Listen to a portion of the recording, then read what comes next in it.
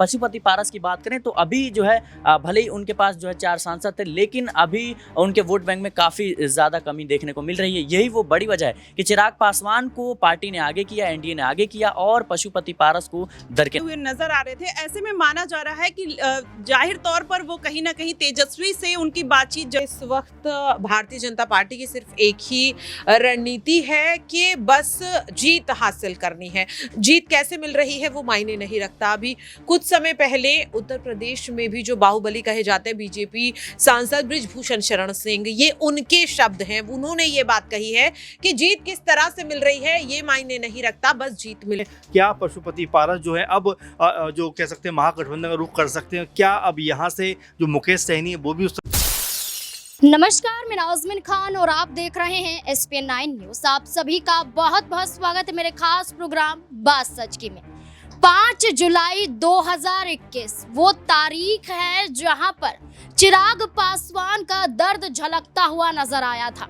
वो चिराग पासवान जो अब एनडीए से खुश हैं, लेकिन एक वक्त पर खफा नजर आए थे। यहाँ पर नाराजगी थी कि उस दौरान यहाँ पर जो लोक जनशक्ति पार्टी है 2 धड़ों में बट जाती है। उनके चाचा पशुपति पारस यहाँ पर उनके साथ बगावत कर जाते हैं, धोखा दे देते हैं और चिराग पासवान के 5 सांसदों के साथ मिलकर अपनी ही पार्टी का गठन करते हुए नजर आते हैं। राष्ट्रीय लोक जनशक्ति पार्टी अध्यक्ष पशुपति पारस के इस कदम के बाद चिराग पासवान ने ठान लिया था कि हाजीपुर की सीट तो मैं अपने कब्जे में कर ही रहूंगा। अब 2024 के लोकसभा चुनाव के मद्देनजर एनडीए ने सीट बंटवारे को लेकर जो तस्वीरें सबके सामने दिखाई हैं, इससे जाहिर हो गया है कि चिराग पासवान एनडीए के लिए बहुत ज्यादा जरूरी हैं और इसलिए चिराग पासवान को हाजीपुर की सीट दे दी जाती है।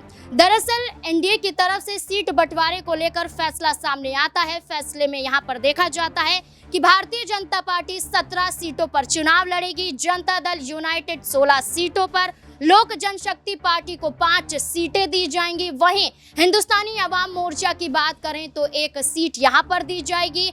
राष्ट्रीय लोक मोर्चा की बात करें 1 सीट उन्हें भी दी जाएगी। लेकिन सबसे ज्यादा चर्चा इन 5 सीटों की होती हुई नजर आ रही है। जमुई, समस्तीपुर, वैशाली और हाजीपुर और खगड़िया की बात करें तो यहाँ पर ये वो सीटें हैं जो चिराग पासवान की मांग थी और ये सीटें उन्हें मिल जाती हैं। लेकिन पशुपति पारस का क्या, जो एक कैबिनेट का हिस्सा है, एनडीए का हिस्सा है, लेकिन उन्हें एक भी सीट यहाँ पर दी नहीं जाती। वो पशुपति पारस जो डंके की चोट पर कहते हुए नजर आते हैं कि हाजीपुर से भी इस बार का चुनाव लड़ूंगा, मुझे कोई नहीं हटा सकता है, वही हाजीपुर की सीट उनके हाथों से चली जाती है। तो अब पशुपति पारस क्या कदम उठाते हुए नजर आएंगे? क्या एनडीए से अलग होने का फैसला लेंगे?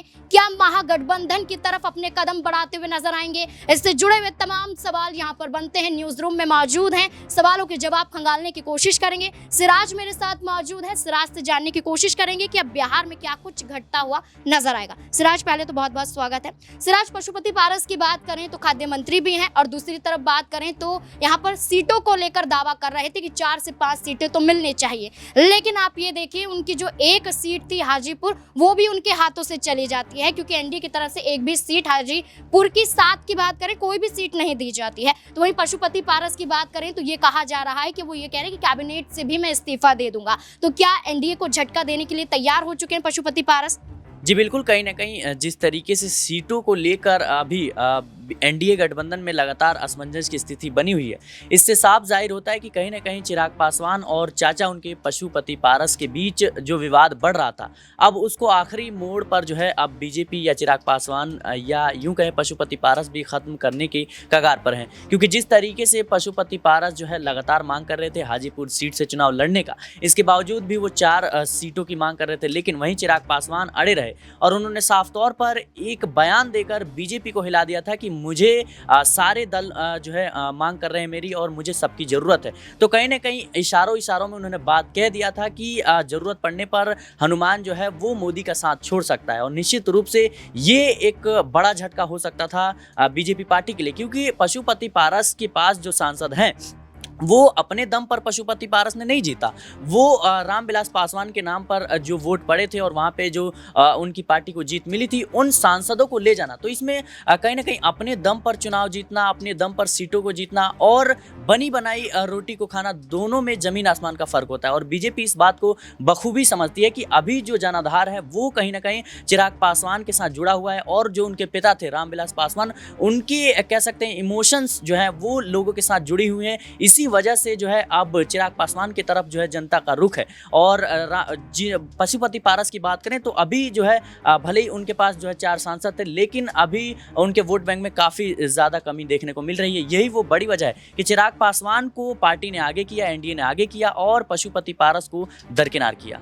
चिराग पासवान की बात करें तो चिराग पासवान अपने पिता को लेकर भावुक भी नजर आए थे। रामविलास पासवान को लेकर उनका ये कहना था कि हाजीपुर की सीट मेरे पिता की सीट है और इसे लेना मेरा एकमात्र मकसद है, और वो मकसद यहाँ पर चिराग पासवान का पूरा हो जाता है। लेकिन अपने चाचा को तो नाराज कर देते हैं। पशुपति पारस की बात करें तो वो नाराजगी यहाँ पर झेलते हुए नजर आ रहे चिराग पासवान की। लेकिन एक वक्त पर चिराग पासवान अपने ही चाचा की तारीफ करते हुए नजर आ रहे थे, भरे मंच से ऐलान करते हुए दिखाई दे रहे थे कि मैं उनका सम्मान करता हूं, अगर कोई उनका अपमान यहां पर करेगा तो बर्दाश्त नहीं करता हुआ नजर आऊंगा। अब उनके ही हाथों से उनकी सीट छीन ली जाती है तो चिराग पासवान के खिलाफ पशुपति पारस का उतरना यहां पर साफ तौर पर जाहिर होता हुआ नजर आ रहा है। वहीं आरजेडी और कांग्रेस की बात करें तो यहां पर सीटों को लेकर इन दोनों पार्टियों के बीच में भी मंथन जारी है। जैसे कि आरजेडी की बात करें तो आरजेडी कहीं ना कहीं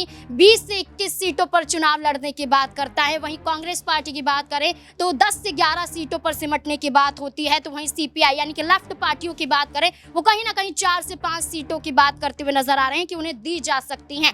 लेकिन यहाँ पर आरजेडी का एक और प्लान यहाँ पर नजर आता है कि कुछ सीटें वो छोड़ते हुए दिखाई देंगे ताकि ये नाराज सांसद उनकी तरफ बढ़ सकते हैं। माही मेरे साथ है, जानने की कोशिश करेंगे कि क्या अब पशुपति पारस को लेकर लालू प्रसाद यादव अगर कोई बड़ा कदम उठाते हैं, अगर सीटों का ऑफर देते हैं, 6 सीट भी देते हैं कम से कम, अगर लालू प्रसाद यादव यहाँ पर पशुपति पारस को, क्या वो आरजेडी की तरफ अपने कदम बढ़ाते हुए नजर आएंगे? महागठबंधन का हिस्सा बन सकते हैं पशुपति पारस?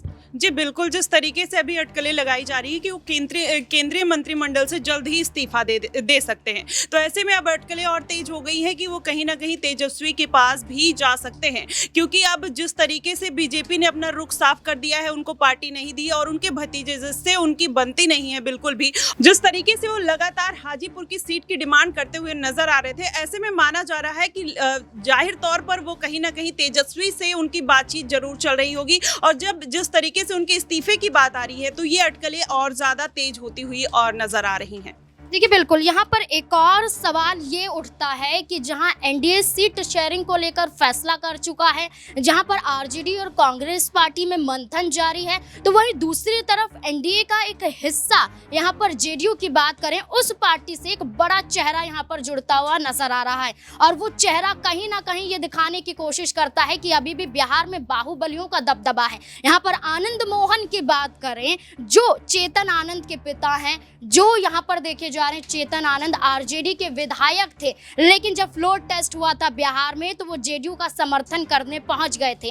और तस्वीरें सामने आई हैं कि अब उनकी मां लवली आनंद वो खुद यहाँ पर जेडीयू का हिस्सा बन चुकी हैं और चुनाव भी जेडीयू पार्टी के चिन्ह से लड़ती हुई नजर आएंगी। और लल्लन सिंह की मौजूदगी में ही जेडीयू पार्टी की शपथ लेती हुई नजर आई हैं। तो सवाल ये बनता है कि बाहुबलियों को खत्म करने की बात भारतीय जनता पार्टी करती है, लेकिन जब लोकसभा का चुनाव आया तो उन्हीं का सहारा लेने के लिए मजबूर हो जाती है भारतीय जनता पार्टी, एनडीए के सहयोगी दल। तो क्या यहाँ पर वो ऐसे में चुनाव जीत भी पाएंगे या नहीं? प्रज्ञा मेरे साथ मौजूद है। प्रज्ञा, चेतन आनंद के बारे में तो पता ही होगा किस तरीके से आरजेडी के विधायक जेडीयू के पास चले जाते हैं और उसके बाद देखा जाए उनकी मां भी शामिल हो गई है जेडीयू में। क्या लगता है कि जो लवली आनंद यहाँ पर शामिल हुई हैं, आरजेडी के खिलाफ चुनाव लड़ने की बात करती हैं, तो क्या लगता है कि चुनाव लड़ना और जेडीयू का हिस्सा बनना, क्या ऐसे में एनडीए मजबूत हो रहा है या अपने ही पैर पर कुल्हाड़ी मार रहा है बाहुबलियों को ऐसे शामिल करते हुए?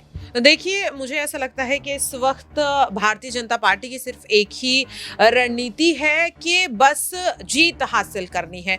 जीत कैसे मिल रही है वो मायने नहीं रखता। अभी कुछ समय पहले उत्तर प्रदेश में भी जो बाहुबली कहे जाते हैं बीजेपी सांसद बृजभूषण शरण सिंह, ये उनके शब्द हैं। उन्होंने ये बात कही है कि जीत किस तरह से मिल रही है ये मायने नहीं रखता, बस जीत मिलनी चाहिए। तो आप इस चीज को समझ सकते हैं कि किस तरह के एक दृष्टिकोण को यहाँ पर तैयार करते हुए बीजेपी नजर आ रही है। तो मुझे ऐसा लगता है कि भले ही आज इस तरह की चीजें बीजेपी कर रही है, लेकिन चुनाव के वक्त कहीं ना कहीं यही नेता, यही सांसद, यही विधायक इनकी मुश्किलें बढ़ाते हुए नजर आते हैं। आप भी जानते हैं किस तरीके से उत्तर प्रदेश में आज केसरगंज सीट बीजेपी के लिए एक सबसे बड़ा खतरा है। बृजभूषण को टिकट देंगे तो कहीं ना कहीं पार्टी की छवि खराब होगी, और नहीं टिकट देंगे तो जो उनका दबदबा है, जो वोट बैंक है, वो खतरे में पड़ेगा। तो अगर इसी तरह की चीजें बिहार में भी की जा रही है तो मुझे ऐसा लगता है कि इसका खामियाजा कहीं ना कहीं वोट बैंक के तौर पर चुकाना ही पड़ेगा बीजेपी को। और विपक्ष लगातार इस बात को जनता के बीच जाकर बार बार कह रहा है कि जहां एक और बेटियों की सुरक्षा की बात करते हैं,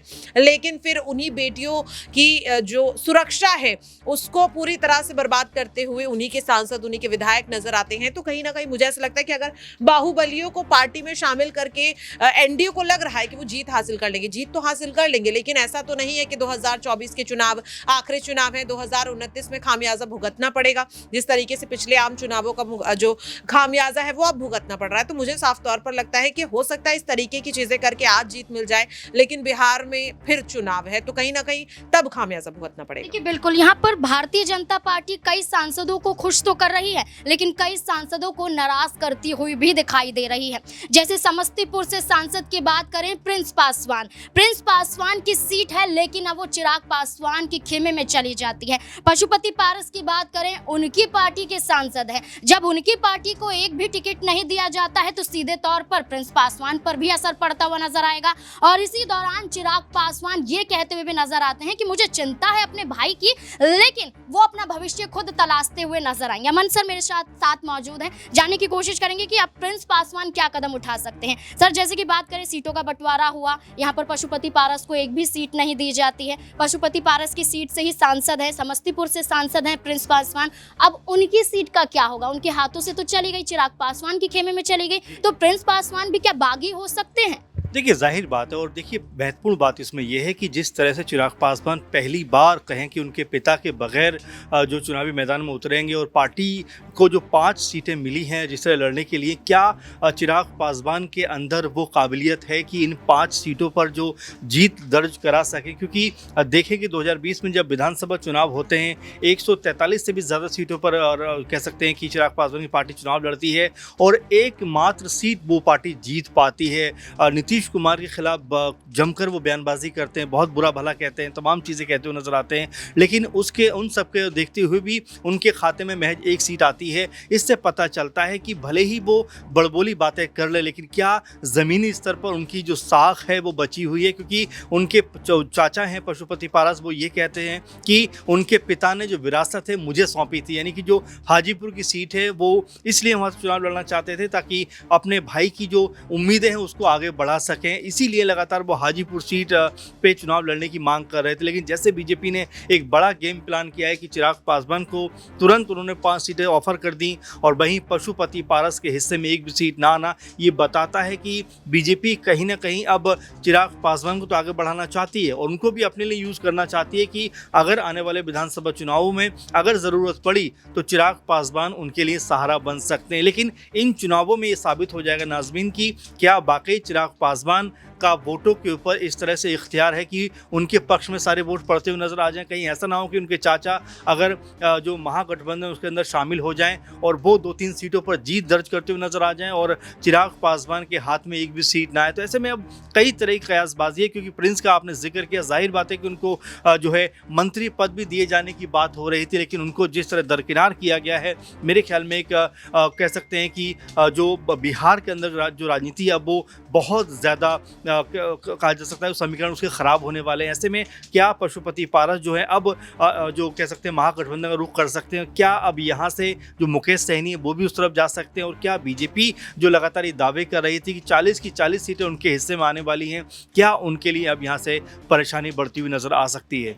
देखिए बिल्कुल, क्योंकि चाचा भतीजे की लड़ाई क्या लोकसभा चुनाव में एनडीए को फायदा दिला पाएगी या नुकसान, ये तो चुनाव के दौरान ही पता चलेगा। लेकिन इस लड़ाई का फायदा कहीं ना कहीं आरजेडी पार्टी उठाती हुई नजर आ रही है और इसलिए पशुपति पारस हो, मुकेश सहनी हो या तमाम और दल हो, उन्हें साधने की कोशिश आरजेडी पूरी जोर शोर से करती हुई दिखाई दे रही है। अब यही देखना होगा कि पशुपति पारस को लेकर जो खबरें सामने आ रही थी कि कैबिनेट से इस्तीफा दे सकते हैं, मंत्री पद से इस्तीफा दे सकते हैं, क्या कुछ फैसला लेंगे वो मीटिंग के बाद। इस पूरे मुद्दे को लेकर आपकी क्या राय बनती है, कमेंट सेक्शन में जरूर बताएं। देखते रहे SP9 न्यूज़। धन्यवाद।